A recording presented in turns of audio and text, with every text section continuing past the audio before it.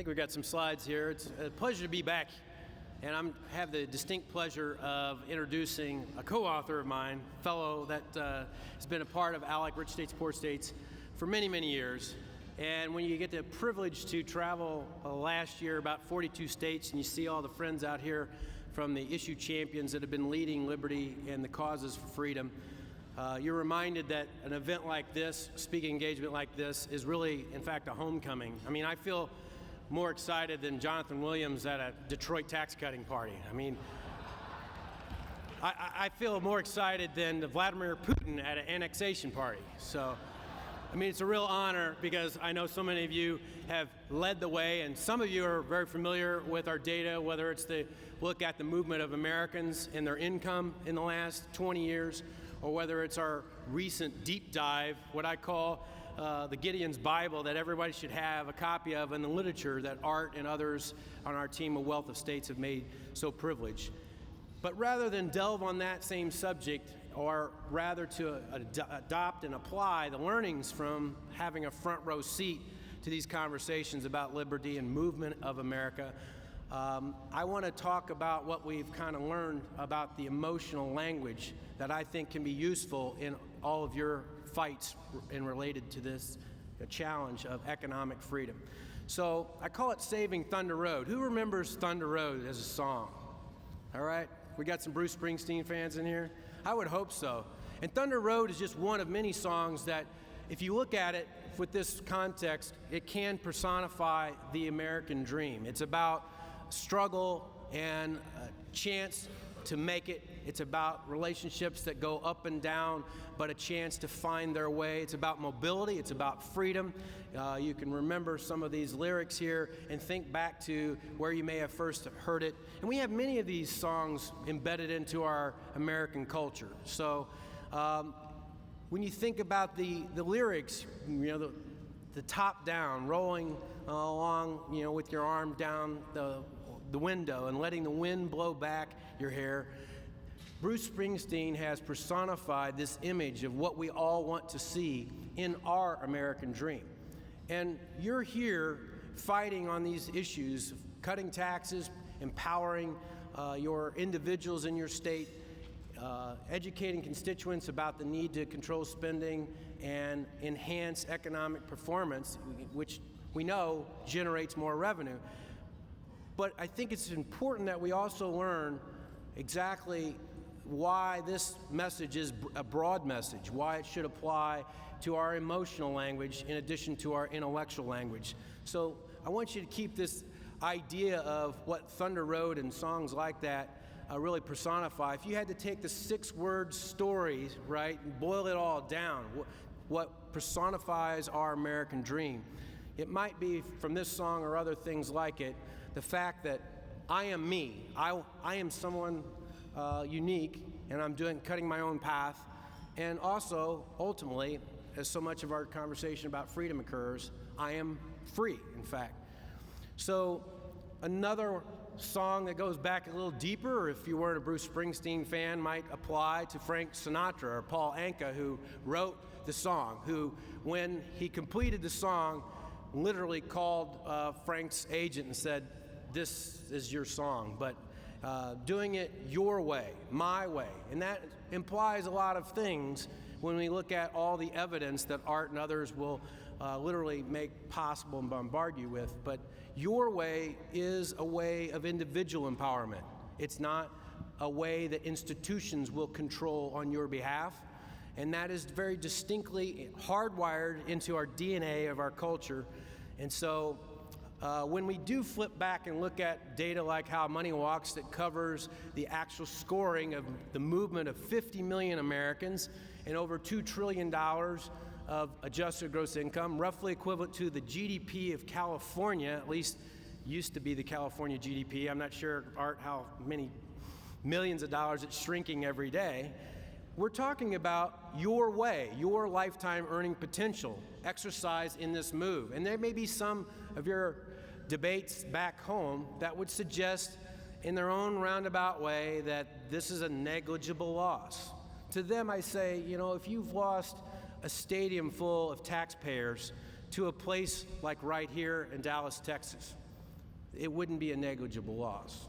If you lost some of your best-in-breed entrepreneurs and small business owners, the sale of their business out of St. Louis towards retirement or the next gig in Fort Myers, Florida, it wouldn't be a negligible loss. And even if you're in New York and you argue that your incomes are higher and people are still coming, you have a lot of things going that are unique to New York City.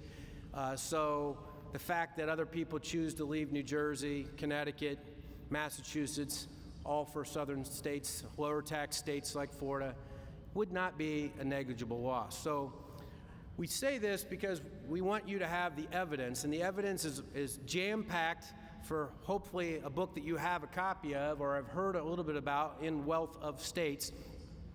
Nothing gives Art and I more pleasure than forcing the New York Times to recognize us on the bestseller list. That's really enjoyable. But the benefit of this was to have access to a very deep dive, ultimately not to just stay technical and intellectual, but to help this picture on the right, to get to the idea that you can cut your own way still in America, and one of the biggest ways you do that is by having access to the best way to keep that which you earn. And Art and the Laffer Center, among others, have done several different tools, one of which is Save Taxes by Moving, which will calculate, if you're curious, you're coming from somewhere other than Dallas this week, then you can literally plug in your basic formula and understand over your expected lifetime earning potential, your time and work, what you can benefit by being a resident of Texas versus your home state. And then oftentimes, as many have heard, the results are striking. You're talking about lifetime earning potential that could be $400,000 to sometimes $1 million greater, depending on your life expectancy and age of work. But that would be powerful, and many of you know how to use it, but we want to talk about this in the context of a broader conversation emotionally, that a lot of Americans today are still faced with a rising fear of economic uncertainty. And I think we're all missing a real opportunity if we don't break this down and translate it in different ways, including the emotional vulnerability that we all find if some point in our lifetime between 25 and 60 years of age, what percentage of America's population will face that economic uncertainty? What would you guess? How about our Show Me State, Missouri, delegation? Did they not stand up? I think Missouri delegation needs to stand up as my home state there. Was there anyone else that didn't stand up for lunch? I want you to please stand up. Okay, stand up in the back there. There you go. Thank you, sir. Appreciate it. The answer to this question turns out to be 79%. 79% of the American population at some point in their main working years will feel a significant economic uncertainty of a year or more. And 3 or more separate years, the secondary question, is about half of America. And this helps explain why things like tax reform are so difficult, has major changes, that we tend to prefer the devil we know versus maybe a new opportunity that we know might be technically right, it might sound good, you might have all the evidence, but emotionally, we're still very cautious as constituents, as taxpayers.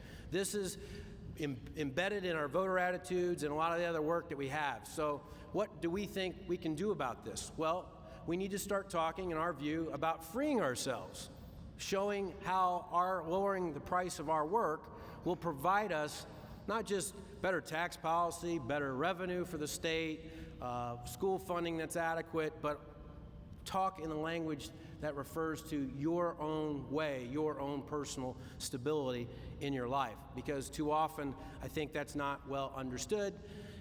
And for many Americans, this dream is about having enough. It's not about the idea that they want to be a wealthy Dallas entrepreneur. They, in fact, may not believe that they can become one of those people, even though we know income moves up the ladder will also occur sometime over their 40-year period.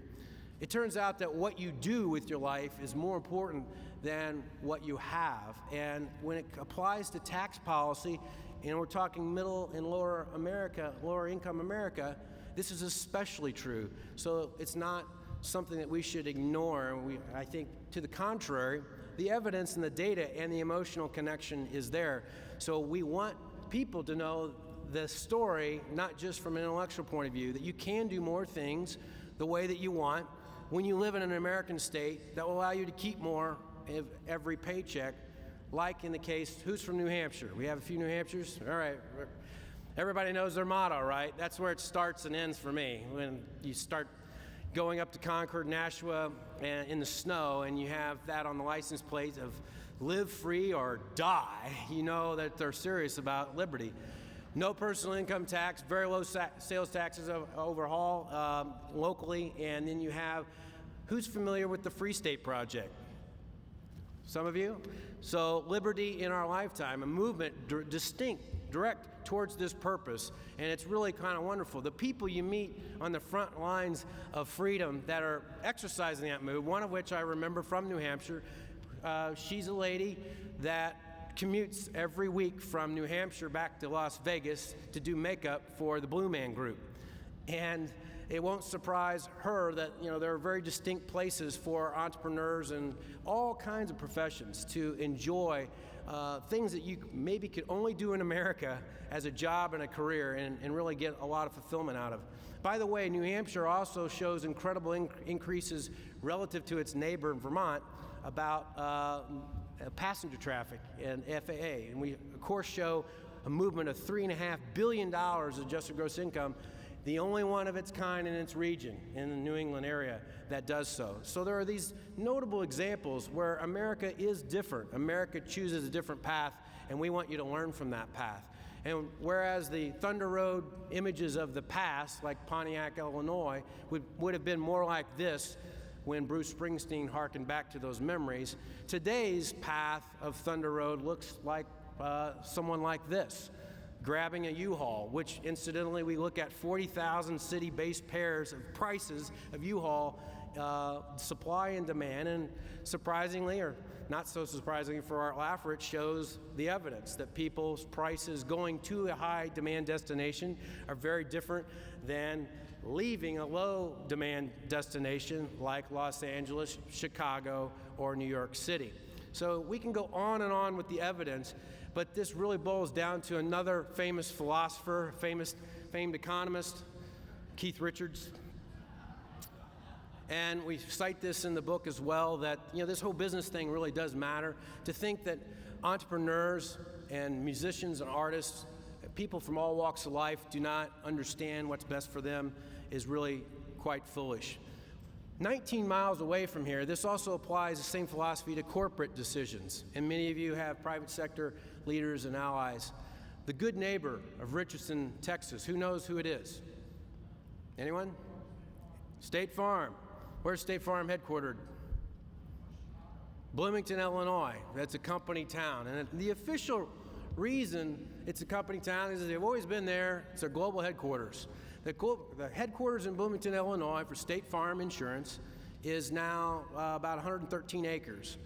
This, 19 miles up the road from right here, is going to be 186 acres, $1.5 billion construction, about 1.5 million square feet, and expandable to up to 8,000 employees, hotel, 1,000-unit multifamily residential opportunity, an incredible expansion because people need to locate where the jobs and opportunity are, and all these people are moving from a high-tax position in Illinois to a low-tax position. We also talk about other examples where states getting it right. I know we have a few folks from Indiana and Governor Pence, and you are making it happen. And when you talk to anyone about the future right track position of Indiana, you know that it's not just about Lowe's making this decision, not just about GE making this decision, but there are major manufacturers and others from all walks of life. As Governor Pence would say, Indiana does two things well: they make things and they grow things. And it's really that simple. Why would you want to stay in the way of making more things or growing more things in the absence of mountains and beaches? So it's wonderful to be able to share with you those success stories. We encourage you to talk and share and look at anything that we can do to expand the use of the data inside Wealth Estates. I know Art will talk a little bit more about this. In this very hotel, something significant happened almost precisely 30 years ago, and that was the Executive Committee of Reagan-Bush Finance Committee appointed, where this young man then, 1984, Dr. Art Laffer, was pioneering some of the most significant economic expansion policies that we have ever seen. It's a pleasure to welcome him back my co-author, my friend, Dr. Art Laffer. Please come up.